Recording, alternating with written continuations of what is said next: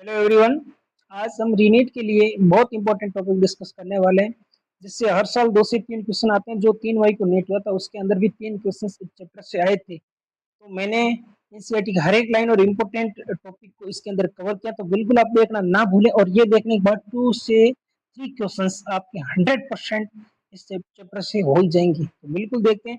ये तो लमसम सबको पता ही होता है कि ब्लड क्या है और इसके अंदर जो कॉन्स्टिट्यूएंट्स क्या क्या है वो सबको पता है। और ब्लड का फंक्शंस क्या है, जैसे ट्रांसपोर्टेशन ऑफ न्यूट्रिएंट्स हो गया, O2 हो गया, ग्लूकोज हो गया, रिमूवल ऑफ हार्मफुल सब्सटेंसेस, ये सारे इसके फर्क है। दूसरी बात, ह्यूमंस के अंदर मीडियम ऑफ ट्रांसपोर्टेशन कौन से, ब्लड एंड लिम्फ की बात कर ली। अब हम लोग बात करें ब्लड्स और जो इसका जो अपन कह सकते हैं कि प्लाज्मा प्लाज्मा 55% होता है। और इसके अंदर प्लाज्मा के कौन कौन से कॉन्स्टिट्यूएंट्स होते हैं, प्लाज्मा किस किस से मिलकर बना होता है वो देख लेते हैं। इसके अंदर वाटर होता है, प्लाज्मा के अंदर 90 to 90%, प्रोटीन होता है 6 to 8%। और प्रोटीन्स कौन कौन से हैं ये तीनों को बिल्कुल इजीली देख लेते हैं। प्रोटीन्स के अंदर पहला आता है फिब्रिनोजन, जो आपको भी पता है कि फिब्रिनोजन ब्लड का क्लॉट थक्का, यानी ब्लड जैसी इंजरी हुई और वहां से जो अल्टीमेट फिब्रिनोजन ये काम में आता है ब्लड के क्लॉटिंग के टाइम। दूसरा आप देख सकते ग्लोब्यूल, ग्लोब्यूलिन डिफेंस के सिस्टम में काम आता है, जैसे अपन को पता है। और नॉर्मली एग्जांपल गामा ग्लोब्यूलिन हो गया। दूसरा कोई सा भी ग्लोब्यूलिन हो वो डिफेंस में ही काम आता है। और तीसरा आ गया एल्ब्यूमिन, जो ऑस्मोटिक बैलेंस के अंदर, इसको आप ए से याद रख सकते हो, ए ऑस्मोटिक बैलेंस के लिए कौन सा, एल्ब्यूमिन। और फिब्रिनोजन का पता है, फिब्रिन रक्त का थक्का बनाता है या क्लॉटिंग के अंदर आता है। और ग्लोब्यूलिन जो है डिफेंस के अंदर काम में आता है। ये रीनीट के अंदर भी कई बार क्वेश्चन पूछे गए हैं और नीट 20 के अंदर ये डायरेक्ट यहाँ से क्वेश्चन पूछ लिया गया। तो प्लाज्मा के अंदर जो मिनरल्स कौन कौन से होते हैं, सोडियम और मैग्नीशियम, पहले इनको याद रखें। कैल्शियम, ये एक से लग रहा है, सोडियम, मैग्नीशियम और कैल्शियम बाइकार्बोनेट और क्लोराइड, बिल्कुल। और न्यूट्रिएंट्स के अंदर ग्लूकोज हो गए, अमाइनो एसिड हो गए और लिपिड्स हो गए। बिल्कुल ये जो डाटा बेस चीजें यहाँ से उठाई गई है वो 100% नीट के अंदर पूरे पूरे चांसेस है कि वहां से पूछे ही पूछे क्वेश्चन। इसीलिए आपके लिए स्लाइड्स बनाएंगे। दूसरी बात, जो फॉर्म्स एलिमेंट है, पहला हो गया कि प्लाज्मा जो 55% हो गया, 55% प्लाज्मा। और दूसरा जो 45% है वो है फॉर्म्ड एलिमेंट। उसके अंदर फॉर्म्ड एलिमेंट के अंदर क्या क्या है तो ध्यान रखें। सबसे पहला आरबीसी, आरबीसी इसको इरिथ्रोसाइट कहते हैं, डब्ल्यूबीसी लिपोसाइट। और जो प्लेटलेट्स है, इसके सबसे पहले नंबर की बात हम लोग कर लेते हैं, ठीक है भाई। नंबर की बात करें तो इसके अंदर 5 to 5.5 मिलियन पर MM³ होता है। और ये 6,000 से 8,000 होती है। और ये 1.5 लाख से 3 लाख तक होती है। नंबर जनरली पता। अब मेन इसका जो बात है वो होता है फंक्शंस क्या है, फंक्शंस क्या क्या होता है। सबसे पहले प्लेटलेट्स, प्लेटलेट्स देखें तो ये ब्लड कोगुलेशन के अंदर काम में आती है। जिस टाइम इंजरी होती है उसके टाइम ब्लड का जो क्लॉट बनाने का जो काम होता है वो प्लेटलेट्स का है। दूसरी बात, डब्ल्यूबीसी डिफेंस के अंदर, जैसे आपको डब्ल्यूबीसी डिफेंस ऐसे नाम से लग रहा है, डब्ल्यूबीसी, डब्ल्यूबीसी डिफेंस, ये नाम से भी क्लियर हो रहा है कि WBC defence of platelets coagulation के अंदर काम आती है। ये अपन कई सालों से पढ़ते आ रहे। और आरबीसी का अभी आपको पता ही था, अभी अपने पढ़ा कि आरबीसी ब्लड ट्रांसपोर्ट ऑफ, जैसे जनरली अपन ब्लड को जैसे काउंट करते हैं तो जनरली अपने दिमाग में आरबीसी ही आती है, आरबीसी ब्लड के अंदर। तो आरबीसी का मतलब वही अपन देख लेते हैं, या ट्रांसपोर्टेशन ऑफ गैसेस की बात करें। बिल्कुल। न्यूक्लियस की हम लोग बात करें तो न्यूक्लियस जो आरबीसी है उसके अंदर एब्सेंट होता है। और आरबीसी के सिमिलर देख ले प्लेटलेट्स में एब्सेंट होता है। तो इतना याद रखें कि न्यूक्लियस ओनली और ओनली डब्ल्यूबीसी के अंदर प्रेजेंट होता है, बस क्लियर। दूसरी बात, जो हीमोग्लोबिन होने की वजह से आरबीसी रेड कलर की होती है, आपको भी पता है। जब भी अपने चोट लगती है तो जब खून बाहर आता है तो रेड कलर का होता है, जनरली आरबीसी रेड कलर की। डब्ल्यूबीसी और प्लेटलेट्स हमने कभी देखी नहीं, तो ये बिल्कुल कलरलेस, बिल्कुल इस चीज को दिमाग में रखें। आरबीसी ये रखें, याद रखें, तो ज्यादा है तो ज्यादा लाइफ स्पैन, मतलब बिल्कुल सिंपल तरीके से याद रखने की कोशिश। आरबीसी नंबर में ज्यादा तो ज्यादा टाइम का जो होगा लाइफ स्पैन होगा, और इसके लिए शॉर्ट होगा, बस खत्म। दूसरी बात, यहाँ पर अपने लोग पहुंचे आरबीसी, यहाँ पर क्लियर होगी डब्ल्यूबीसी एंड प्लेटलेट्स की बात होगी। नेक्स्ट हम लोग पहुंचे डब्ल्यूबीसी के जो टाइप्स है, मतलब 6,000 से 8,000 है, पर इसके अंदर भी सारे टाइप आ गए। तो टाइप के अंदर क्या क्या, देखिए 2 टाइप से, पहला ग्रेन्युलोसाइट और दूसरा ग्रेन्युलोसाइट। पहले यहाँ से याद रखे इसको, जो परसेंटेज है कि इतने परसेंट ये पाई जाती है, इतने परसेंट ये पाई जाती है, इसका सीक्वेंस बेस्ड भी क्वेश्चन आ सकता है। इसके लिए एक बहुत ईजी ट्रिक्स है, यहाँ पर मैं आपको बता दूं, NLM, NLM AB, NLM AB. तो इसको याद कैसे रखें, अपन जैसे फिजिक्स के अंदर पढ़ते हैं अपना chapter NLM, Newton's laws of motion, और एबीसीडी के अंदर ए और बी, तो इसको सीक्वेंस में याद रखें, एनएलएम एबी, एनएलएम एबी। तो एन का मतलब सबसे ज्यादा देख ले न्यूट्रोफिल्स पाई जाती है जो 60 टू 65%, एन मतलब न्यूट्रोफिल्स, एल का मतलब लिम्फोसाइट जो 20% है, 25% है, एम का मतलब मोनोसाइट 6 टू 8%, ए का मतलब ईओसिनोफिल को या एसिडोफिल्स को, एक ही बात है, जो 2 टू 3% पाई जाती है, और बी का मतलब बेसोफिल्स जो हाफ टू 1% तक पाई जाती है। इस ट्रिक्स को बिल्कुल याद रखें एनएलएम एबी से। अब इसके जो फंक्शन है कैसे कैसे याद रखेंगे, तो पहला ग्रेन्युलोसाइट, दूसरा एग्रेन्युलोसाइट। ग्रेन्युलोसाइट के तीन टाइप से, एग्रेन्युलोसाइट दो टाइप से। इन दोनों में याद रखें कि एक एक ये फेगोसाइटिक नेचर की होती है, या दूसरे को खाने का काम करती है, किसी को किल करने का काम करती है। तो पहले देख लेते हैं अपन एग्रेन्युलोसाइट। एग्रेन्युलोसाइट के दोनों फंक्शंस पहले से ही क्लियर है। लिम्फोसाइट, ये आपने कई बार सुना होगा, B lymphocyte, T lymphocyte, B type cell, T type cell. तो लिम्फोसाइट का तो सबको क्लियर है, involve in human, involve in immune response of the body, B and T, सबको क्लियर होता है लिम्फोसाइट है। और मोनोसाइट की बात, इसके लिम्फोसाइट हो गया तो पीछे कौन बच गया, मोनोसाइट, मोनोसाइट फेगोसाइट, एक्शन हो गया, मतलब एक ग्रेन्युलोसाइट कंप्लीट। पहुंचते हैं ग्रेन्युलोसाइट में। ग्रेन्युलोसाइट में इन तीनों में सबसे ज्यादा परसेंटेज किसका है, न्यूट्रोफिल्स का है। तो न्यूट्रोफिल्स का है तो अपने को पता है जो ज्यादा मतलब नंबर में होगी वही लड़ाई झगड़े में जाएगी, वही किसी को किल करने का काम करेगी, तो न्यूट्रोफिल होगी, सीधी सी बात। बाद में दो बची इओसिनोफिल और बेसोफिल, इसको याद कैसे रहो, इओसिनोफिल या एसिडोफिल कहें, इओसिनोफिल कहें या एसिडोफिल कहें, एसिडोफिल, तो एसिडोफिल, और इधर आ गई एलर्जिक, ऐसे एक क्लियर। तो एसिडोफिल्स कहें या इओसिनोफिल कहें, ये एलर्जिक रिएक्शंस के अंदर काम आते हैं। और पीछे कौन बच गई, बेसोफिल, बेसोफिल होगी इन्फ्लेमेटरी रिएक्शंस जैसे हिस्टामिन, सीरोटोनिन, हिपेरिन। ऐसे शॉर्ट ट्रिक्स और इंफॉर्मेटिव वीडियोस के लिए मेरे चैनल को जरूर सब्सक्राइब कीजिए, और अपन आगे तुरंत प्रभाव से इन चैप्टरों के अंदर बढ़ते जाएंगे, और आपके कॉन्सेप्ट बहुत इजी करते चले जाएंगे। नेक्स्ट हमारे पास अगर ब्लड क्लोटिंग सिस्टम, या इसको बहुत सॉफ्ट तरीके से तुम लोग समझ लेते हैं।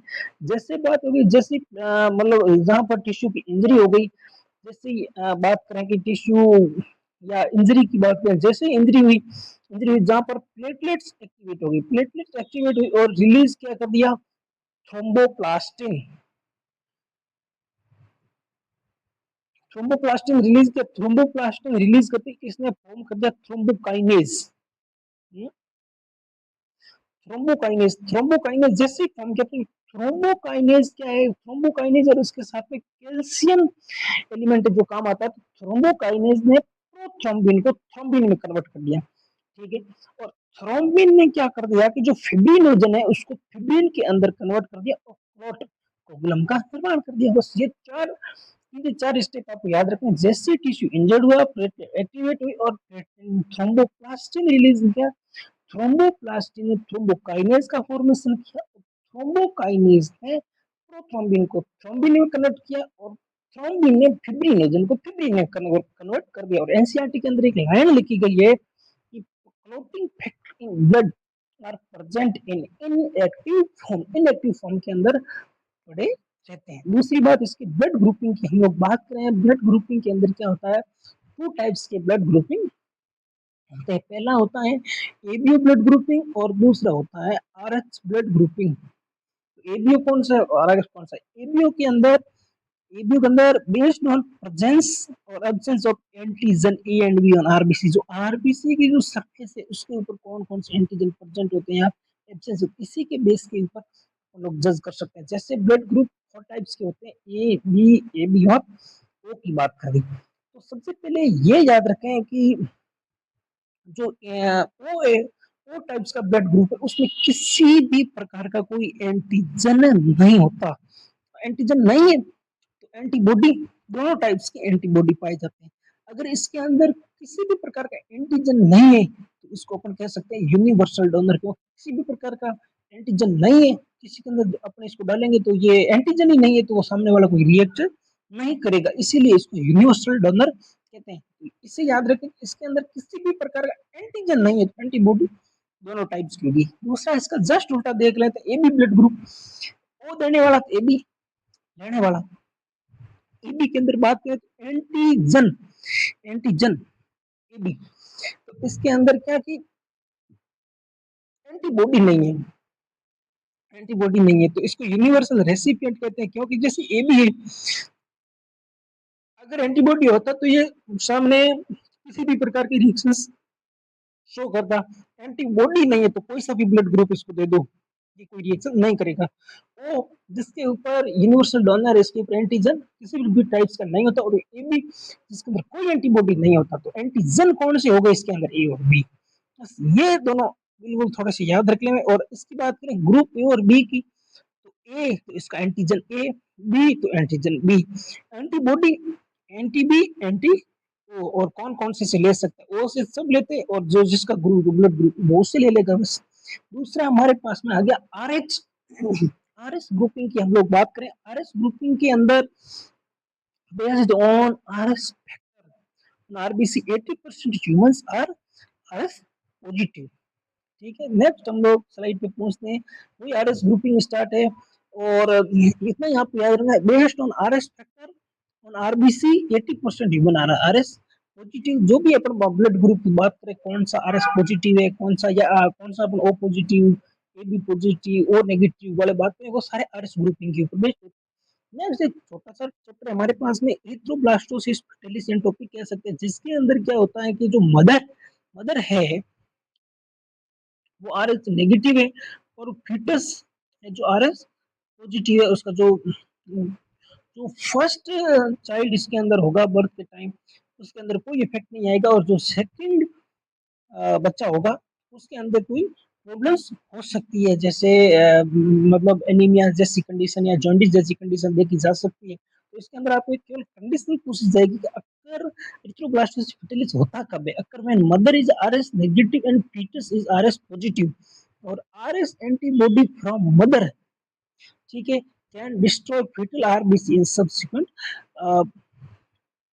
जो प्रोजेनिंस होते हैं उसके अंदर। इस कंडीशन के अंदर क्या होता है, आरएस नेगेटिव मदर और आरएस पॉजिटिव फीटस के अंदर आप देखें तो फर्स्ट जो संतान होगी उसके अंदर तो कोई दिक्कत नहीं आएगी, और सेकंड टाइम जब भी संतान होगी उसके अंदर जो उसकी आरबीसीज होती है, मतलब जो बच्चे की जो उसके अंदर डिस्ट्रॉय कर दी जाती है, उसके अगेंस्ट एंटीबॉडी बन जाती है, बस इतना याद रखना है।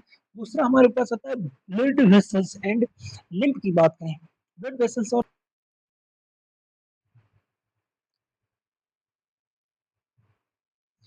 ब्लड वेसल्स की जो लेयर कौन कौन सी होती है, ब्लड वेसल्स की हम लोग बात करें, जैसे ब्लड वेसल्स इसकी कौन कौन सी लेयर है।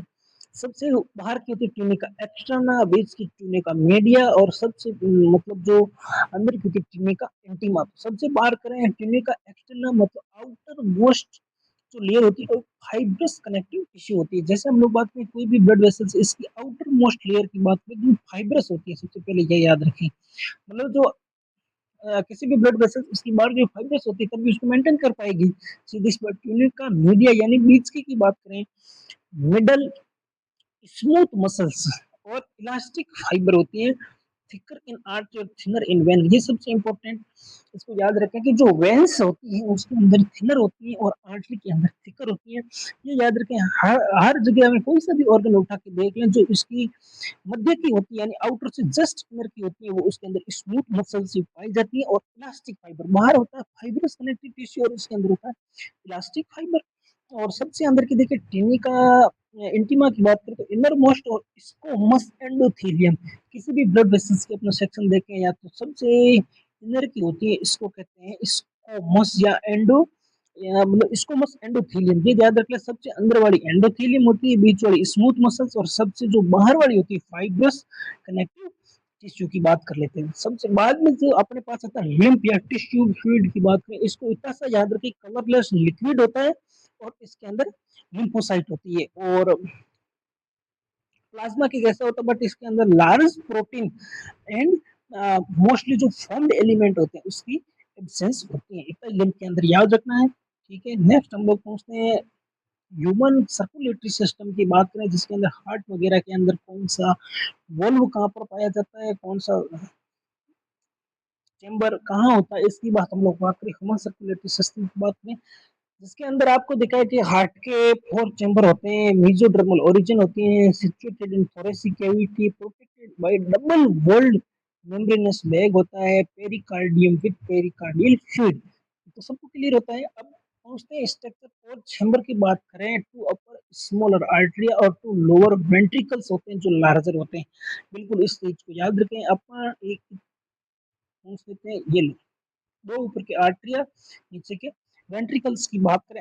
अब इसके जो वॉल्व दिखाए गए हैं, tricuspid valves between right oracles and right ventricles, right oracles right ventricles, इसके बीच में यहाँ पर ट्राइकस्पिड वॉल्व पाए जाते हैं। दूसरा आ गया बाइकस्पिड या मिट्रल वॉल्व्स की बात करें, लेफ्ट ओरिकल और लेफ्ट वेंट्रिकल्स के बीच में पाए जाते हैं। सेमी लूनर वाल्व की बात करें, at the base of pulmonary artery और एओर्टा यहाँ पर पाई जाती है। इनके बेस पे जो पाए जाते हैं उसको कहते हैं सेमिलुनर वॉल्व की बात करें। दूसरा नोडल टिश्यू कौन से होते हैं, नोडल टिश्यू होते हैं जो ऑटो एक्साइटेबल होते हैं। पहला होता है साइनो एट्रियल नोड और दूसरा होता है एट्रियो वेंट्रिकुलर नोड, यानी एसएएन और एवीएन की बात करें, SAN and AVN, sino atrial node और एट्रियो वेंट्रिकुलर नोड की हम लोग बात करें।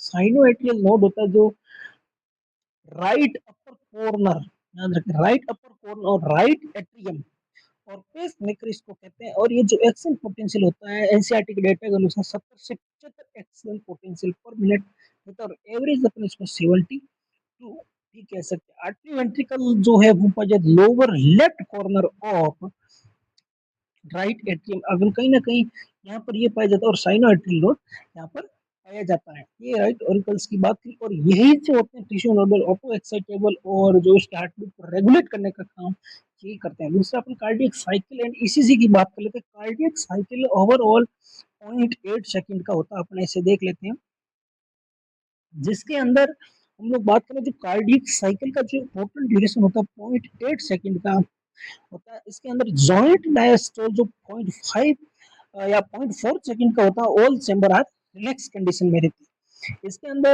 आर्टेरियल जो सिस्टोल होता है वो होता है 0.1 सेकंड। अपन इधर से देख लेते हैं arterial systole, point arterial systole is equal to 0.1 second.